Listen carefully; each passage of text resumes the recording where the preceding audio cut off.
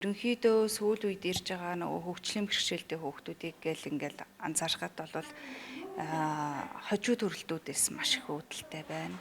Шаралтаас маш их үүдэлтэй байна. Дээрээс нь нөгөө нэг ихийнхэн хөвлөд байхдаа хүчил төрөгчийн дутагдaltaй байсан. Тэрнээсээ үүдээд нөгөө төрөгтөөд тархиндаа цасралттай гэл дандаа тиймэрхүү асуудлаар хөгжлийн бэрхшээлтэй болсон хүүхдүүд нэлээд ажиглагдаж байна.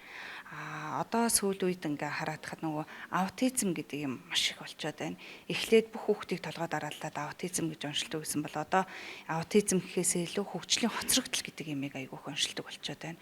Хөгжлийн хоцрогдол гэхлээр л нөгөө нэг хэл яриа, оюун санааны хөгжлийн хоцрогдол болоод явчихж байгаа байхгүй.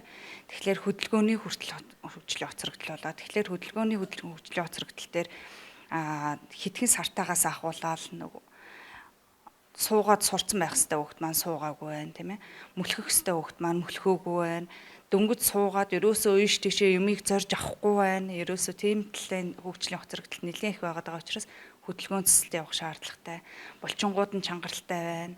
Тэгэхээр нөгөө булчин чангарлалыг суллаж бариацлаа хийх шаардлагатай гэл ингээл зөндөө олон асуудлаар байж байгаа.